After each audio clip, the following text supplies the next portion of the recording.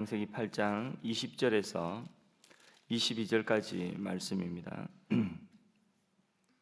노아가 여호와께 제단을 쌓고 모든 정결한 짐승과 모든 정결한 새 중에서 제물을 취하여 번제로 제단에 드렸더니 여호와께서 그 향기를 받으시고 그 중심에 이르시되 내가 다시는 사람으로 말미암아 땅을 저주하지 아니하리니 이는 사람의 마음에 계획하는 바가 어려서부터 악함이라.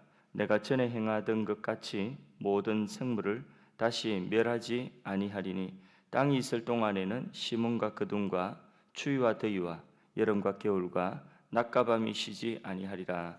아멘.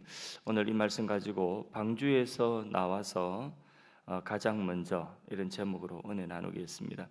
370일간 방주 안에 노아가 머물렀습니다. 370일이면 1년이 훨씬 넘는 시간입니다. 얼마나 그 통 안에서 갑갑하고 두려웠겠습니까? 이제 노아가 땅을 드디어 디뎠습니다. 하나님께서 나가라 하시니 이제 방주에서 나왔습니다. 1년 넘게 370일 만에 땅을 밟았으니 감회가 얼마나 새롭고 감격이 되었겠습니까? 또 한편으로 노아 가족들의 마음은 바빴습니다. 이제 집도 지어야 되고, 그리고 가축의 우리도 만들어야 되고, 또 농사할 밭도 경작을 해야 됩니다. 어디서부터 시작해야 될지, 어디에 머무르며 정착해야 될지 마음이 굉장히 분주하고 그렇게 또 바쁠 수도 있습니다. 할 일이 태산 같습니다. 그러나 노아는 그런 일을 다 제쳐두고 오늘 본문에 보니까 먼저 하나님께 단을 쌓았다고 말씀하고 있습니다. 진노 중에라도 긍휼을 베푸시고 구원하신 하나님께 단을 쌓는다는 것은 그 구원의 은혜를 감사합니다. 감사로 예배를 드린 것입니다. 노아는 그냥 예배를 드린 것이 아니라 20절 말씀에 보니까 정결한 짐승 가운데서 제물을 삼아서 모든 정결한 것 중에서 깨끗한 것 중에서 그렇게 제물 삼아 하나님께 번제를 드린 것입니다. 이처럼 우리가 모든 것에 가장 먼저는 예배가 되어야 되고 하나님께 드리는 예배는 가장 깨끗한 것으로 드려야 됩니다. 시간을 바칠 때에도 깨끗한 시간을 드릴 수 있어야 됩니다. 그래서 우리가 남으면 예배 드리고 또 바쁘면 틈나지 않으면 드릴 수 없는 이런 예배가 아니라 하나님께 드리는 예배는 가장 처음으로 우선으로 그리고 가장 깨끗한 시간 온전하게 드려야 되는 줄로 믿습니다. 진짜 다이아몬드는 물속에 빠뜨려 보면 안답니다. 물속에 들어가서도 빛을 발하면 그거는 진짜 다이아몬드라고 하더라고요. 저는 다이아몬드 보지도 못했지만은 그러나 이처럼 귀한 믿음도 물속에 홍수 속에 있든지 홍수 이전이든지 홍수 이후이든지 어떤 환경 속에서도 빛을 발하는 다이아몬드처럼 하나님께 제단을 쌓고 예배드리는 이 믿음이었습니다. 오늘도 우리가 우리의 모든 삶에 어떤 환경이든지 변함없이 코로나 이전이든지 코로나 상황이든지 또 코로나 이후든지 우리의 믿음은 온전히 하나님 앞에 가장 우선되고 먼저 되고 깨끗한 것을 예배로 드릴 수 있는 믿음 되기를 바랍니다. 사람들은 이야기합니다. 홍수 이후에 세상이 완전히 달라진 것처럼 지금 이 코로나가 사실 370일이 아니라 이제 이 코로나가 어느 정도 종식이 되고 모든 사람들이 백신을 맞고 집단 면역을 형성하기까지는 우리나라 같은 경우에는 빨라도 10월 11월 그 정도까지 보고 있습니다. 그럼 다른 나라도 후진국들은 훨씬 더 늦게 되겠죠. 백신 늦게 그곳에 공급될 거니까. 그렇게 보면 빨라도 내년 올 11월이라고 한다면 370이 아니라 이 코로나는 근 2년을 전 세계를 갖다가 완전히 다 점령을 해버린 그런 상황이에요. 홍수가 온 세계를 물러덮었듯이 이 코로나19 바이러스가 온 세계를 다 덮어버린 거예요. 지금 우리 지금 물속에 있는 것과 같이 이 바이러스 속에 지금 있는 이런 환경이에요. 자, 이렇기 때문에 세상이 안 그래도 급하게 변하는데 세상 사람들은 미래학자들은 예측을 하기를 지금 우리가 코로나 이전에 경험했던 코로나 이전에 기대했던 그런 어떤 과학의 발전 수준, 예를 들자면 AI라든지 인공지능이라든지 이런 분야에 이제 그리고 또 사람들이 접촉하지 않고 뭐 이런 언택트라든지 이런 상황들이 예전에도 다 그것을 기대는 하고 있었어요. 근데 그 기대가 예전에는 10년 걸릴 것 같으면 코로나 이후로 이게 그것이 1, 2년 만에 급속하게 그렇게 빨라질 것이다. 그래서 적게는 3, 4년 빨라지게 되는 것이고 미래가 3, 4년이 빨리 온 거라는 거예요. 그리고 또 길게 보면 10년의 미래가 1, 2년 만에 빨리 그렇게 다가온 것이라고 하는 거죠. 그러니까 10년이면 뭐가 변한다고 하죠? 강산이 변한다 하지 않습니까? 이렇게 강산이 변하듯이 세상이 코로나 이후는 완전히 달라지게 될 것이다. 그래서 세상이 질서가 재편되어진다. 그래서 리셋이다. 근데 엄청나게 빨리 리셋된다. 그레이트 리셋이다. 이렇게 이야기하거든요. 그러니까 이렇게 빨리 변하는 10년에 변할 것을 1, 2년에 변하는 이런 환경을 적응할 때에 적응이 안 되는 사람들은 도태된다는 거죠. 그렇게 이제 많은 사람들이 좌절하고 힘들어할 것인데 그런데 그것을 두려워하지만 사실 우리 믿음의 사람들은 이미 우리 인생의 그레이트 리셋을 한번 한 사람이에요. 누구든지 그리스도 안에 있으면 새로운 피조물이라고 했죠. 우리 인생이 예수님을 만나서 우리 인생이 한번 다 허물어지고 그리고 새롭게 시작하는 인생인 줄로 믿습니다. 그러니까 코로나가 아니라 그것보다 더 큰 어떤 그레이트한 어떤 재앙이 온다 할지라도 그렇다 할지라도 우리의 삶에 항상 변함없는 것은 바로 예수 그리스도의 이름으로 우리가 하나님 앞에 예배하는 것입니다. 그래서 코로나 이전에도 예배했고 코로나 상황 속에도 우리는 예배하고 코로나 이후가 와도 우리는 이 노아처럼 그냥 땅에서 방주에서 나와서 예배드리면 되는 거예요. 진실되게 예배드리면 되는 것입니다. 그것이 우리의 제일 첫 번째 본분인 줄로 믿습니다. 우리가 드리는 예물이나 시간뿐만 아니라 우리의 몸과 마음을 깨끗하게 하나님께 드려야 됩니다. 물론 우리의 제물은 지금 뭐 양이나 소나 이런 짐승으로 우리가 제물 드리는 것이 아니에요. 우리의 뭐 헌금은 드리지만 이 헌금 자체가 제물이라고 할 수는 없어요. 사실 엄밀하게 신학적인 의미에 이야기하면 우리가 그렇게 하나님께 드리는 우리의 마음이다, 정성이다, 우리의 믿음의 표현이다 할 수 있지만 우리의 제물은 사실 뭐 엄밀하게 이야기하면 예수님이 우리의 제물 되시죠. 우리가 하나님께 나아갈 수 있는 유일한 제물은 바로 예수님의 피와 살인 줄로 믿습니다. 십자가의 공로가 우리의 유일한 제물이 되는데 그럼에도 불구하고 우리의 믿음의 표현으로서 하나님 앞에 우리가 드리는 것은 그것은 우리가 제물이라고는 할 수 없지만은 그러나 일반적으로 제물 드립니다, 예물을 드립니다 그렇게 표현을 하는데 근데 우리 생각 속에는 그러나 그 신학적인 모든 배경 속에는 그거는 엄밀한 의미에서 제물은 아니고 우리의 믿음의 고백이다 이렇게 생각하면 되는데 그래도 막 믿음의 고백이다는 그 의미를 우리는 제물이다 이렇게 이제 표현을 하기도 합니다. 그러면 그 표현대로 우리가 뭐 그렇게 이해를 하면 되겠지만은 아무튼 우리 편에서도 하나님께 믿음의 신실한 고백으로 드리는 이 예배가 하나님께 드리는 시간, 몸, 마음 깨끗하게 드려야 되는 거예요. 제가 부산에 있을 때 제가 자란 모 교회는 부산에서 그 당시에 가장 사람이 많이 모이는 교회였습니다. 선거철 되면 유명한 정치인 우리나라 대통령까지 지낸 분 야당 시절에 꼭 찾아와서 그분이 장로님이셨는데 예배를 드리는 근데 목사님이 한 번도 그분을 예배 시간에 소개한 적 없어요. 선거철이 되니까 선거 그 표를 의식해서 그렇게 이제 큰 교회 이번 주에는 이 교회에 가서 예배드리고 다음 주엔 저 교회 가서 예배드리고 이렇게 표를 의식해서 예배를 드리러 다니시는 거예요. 그러니까 거기에 대하여서 별로 뭐 이렇게 목사님이 썩 좋게 생각하지 않았는지 소개를 안 하시고 그분은 뭐 나와서 이제 인사는 교인들 나오는 시간에 인사는 다 하죠. 그러나 이게 그런 모든 것들 예배는 자신의 정치를 위하여서 드리는 것도 아니고 예배는 자신의 어떤 경제적인 이익을 위하여 드리는 것도 아니고 예배는 자신의 어떤 목적, 누군가의 인간관계 때문에 드리는 것도 아니고, 누구 좋아라고 드리는 것도 아니고, 누구 눈치 봐서 드리는 것도 아니라는 거예요. 예배는 깨끗한 마음으로 드려야 돼요. 심지어는 예배는 우리가 은혜 받기 위해서, 복 받기 위해서 예배 드린다, 이렇게 말을 하기도 하지만은, 또 예배 시간에 하나님이 복을 주시기도 하시지만은 그 복 자체가 목적이 아니에요.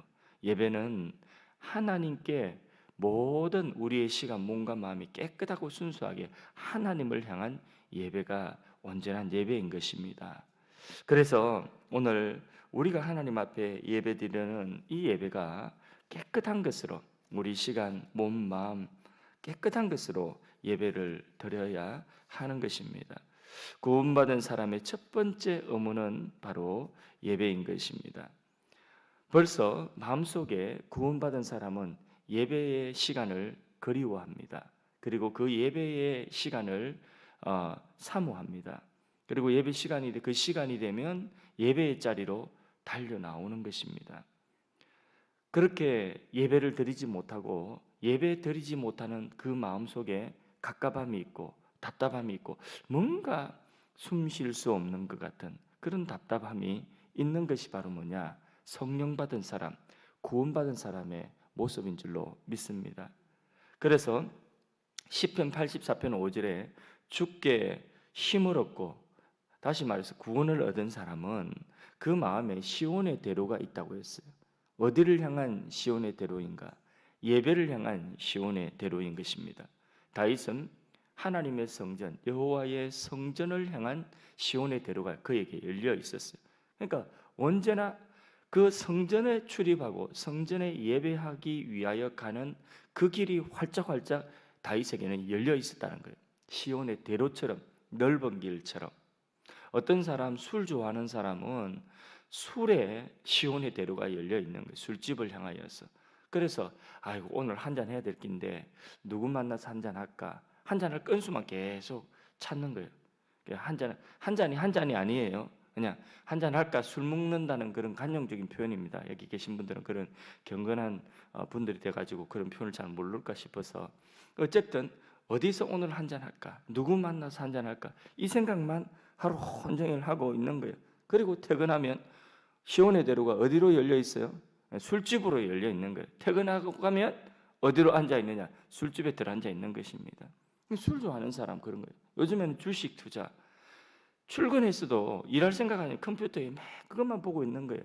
주식 동향만 오르고 내리고 순간순간 그것만 쳐다보고 있는 거예요. 그 마음의 대로가 어디로 열려 있어요? 주식에 열려요. 그러나 우리 예수 믿는 사람, 구원받은 사람, 성령 받은 사람은 그 마음의 대로가 어디로 열려 있느냐?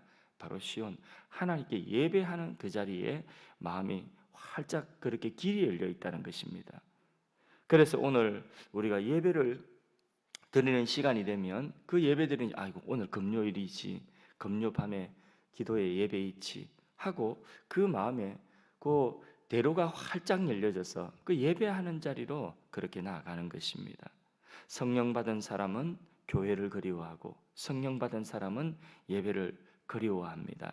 시편 84편 1절 2절 말씀에도 만군의 여호와여 주의 장막이, 주의 장막은 교회입니다. 주의 장막이 어찌 그리 사랑스러운지요.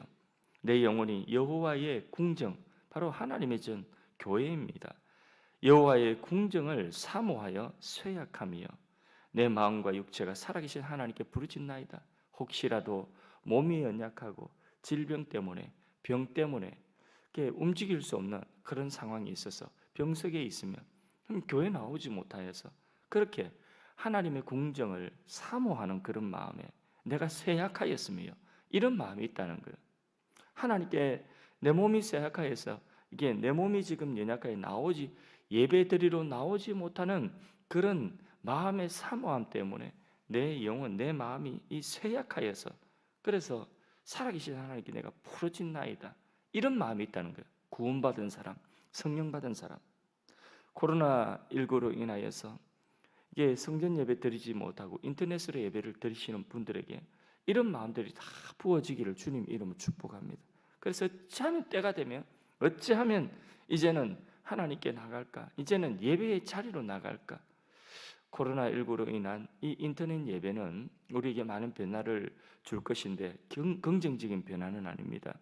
긍정적인 변화가 아닌 이 인터넷 예배는, 온라인 예배는 사실은 이렇게 현장에 만나서 교제하는 이런 교제가, 대면이 모이는 이 대면이 사실상 이 장소적으로 제한을 받고 있어요. 그리고 마음만 먹으면 시간적으로도 얼마든지 내가 선택할 수 있는 그런 예배가 되어버렸어요. 그러니까 공적인 개념이 빠져버리고 이게 사적인 나 혼자만의 예배가 되어버리는 거예요. 왜? 같은 시간에 안 드리니까. 왜? 같은 장소에 안 모이니까. 이 똑같은 예배지만 이것을 시청한단 말이에요. 그 시청이 개인적인 예배는 될 수 있을지언정 공예배는 될 수가 없는 거예요. 그러니까 예배를 드리긴 드리는데 뭔가 부족한 부분이 있고, 이것은 예배의 정상적인 모습이 아니라 한시적인 전염병이고, 이는 우리 만족만을 위하여 드리는 예배 같으면 그러면 다 와야 돼요. 근데 우리 만족만이 아니라 오늘 우리뿐만 아니라 이 나라 안에 믿지 않는 사람들의 건강과 안전을 위하여서 모이기를 자제하라니, 그것을 우리가 믿음의 사람들이 우리의 영적인 욕심만을 위하여서 모인다고 그렇게 한다고 한다면 이 불신 세상에 우리가 줄 수 있는 그런 사랑을 그들에게 줄 수 없기 때문에, 그래서 덕을 위하여서 그들의 이웃의 안전과 또 우리 자신의 안전뿐만 아니라 이웃의 안전과 그들에게 그들의 잠재적인 또 하나님 백성들 구원받아야 되는 대상들이기 때문에 우리가 덕을 세우기 위하여서 이렇게 온라인으로 예배를 임시적으로 허용하는 것이지, 이것 자체가 정상적인 예배는 아닌 것 아니겠습니까? 그러니까 이거는 예배를 내가 다른 시간에 따로 이 예배를 드리는, 이거는 개인의 예배는 될 수 있어요. 공예배는 사실은 엄밀한 예배 아니에요. 공예배가 되려고 하면 장소의 한계는 있지만 동일한 시간에 함께 예배드리는, 실시간 접속이 그 시간 다 들어와야 돼요. 그게 공예배가 되는 거예요. 근데 그것도 답답하죠, 그죠? 못 보니까. 그러니까 이제는 모든 이게 성도들이 무슨 마음을 가져야 돼? 하나님의 전을 사모하는 이런 다윗과 같은, 내가 여호와의 궁정을 사모하며 내 마음과 육체가 살아계시는 하나님을 향하여 있는 그런 시온의 대로가 우리 모두에게 오늘 이 시간에 이 자리에 계신 분들과 또 이 방송을 통하여 함께 예배드리는 모든 지체들 성도님들에게 이런 마음이 부어지기를 주님 이름으로 축복합니다. 다윗은 시편 23편의 주옥 같은 그 시편 속에도 마지막 결론이 뭐냐? 내가 여호와의 집에 영원히 거하리로다. 여호와의 집에 사모하는 마음이 있다는 거죠. 또 시편 122편 1절에 사람이 내게 말하기를 여호와의 집에 올라가자 할 때, 예배 드리러 갑시다 할 때에 내가 기뻐하였도다. 다윗은 신하들이 임금님 예배 드리러 가실 시간입니다 하니까 마음이 기쁘더라는 거예요. 업무를 보다가 국정을 막 몰두해서 보다가 신하가 비서가 왕이시여 이제 하나님께 예배드리러 갈 시간이 되었나이다 하면 마음이 기쁘더라는 거예요. 귀찮은데 이게 아니라 아이고 오늘은 좀 바쁜데 쉬면 안 되나, 이게 아니라 너무나 기쁘더라는 거예요. 내 마음이 기뻐하였도다. 하나님께서는 이런 예배자를 찾고 계신다고 했습니다. 요한복음 4장 23절에 아버지께 참으로 예배하는 자들은 신령과 진정으로 예배할 때가 오나니 곧 이때라 하시면서 아버지께서는 이렇게 자기에게 예배하는 자를 어떻게 하신다고 했어요? 찾으시느니라. 그래서 예배를 향하여 사모하는 마음을 가지고 나가고 하나님 그런 자를 찾고 계시고, 그러니까 여기서 가는 마음, 위에서 내려오는 아버지의 마음이 하나로 딱 만나는 자리가 예배의 자리인 줄로 믿습니다. 그곳에 역사가 일어나는 것이죠. 여러분, 이스라엘 백성들을 하나님이 출애굽하실 때에 모세를 통하여 바로에게 가서 내 백성을 보내라고 하죠. 그때에 왜 보내라고 이야기하는 거예요? 목적을 분명하게 하고 있습니다. 출애굽의 구원의 목적을 분명하게 그렇게 이 모세를 통하여 바로에게 알려주고 있습니다. 내 백성을 보내라 하시면서 저들이 나에게 예배하리라, 제사드리라. 저들이 나에게 예배하리라, 나를 섬기리라. 아바드, 나를 섬기리라, 예배하리라. 그렇게 분명하게 명시하고 있어요. 그러니까 바로 이게 분명하게 이스라엘 백성들을 데리고 나가야 되는데 출애굽해야 되는 그 목적이, 첫 번째 목적이 저들이 나를 예배하리라는 거예요. 하나님이 우리를 구원하신 목적, 예수님의 대속을 통하여 우리를 구원하신 목적이 분명한 거예요. 가장 첫 번째 목적이 우리로 예배하는 자. 그래서 노아는 이 사실을 잊지 않았어요. 심판 중에, 홍수 심판 중에 구원받은 노아가 땅에 제일 먼저 서서 한 그것이 바로 그 구원하신 목적을 분명히 이루는 거예요.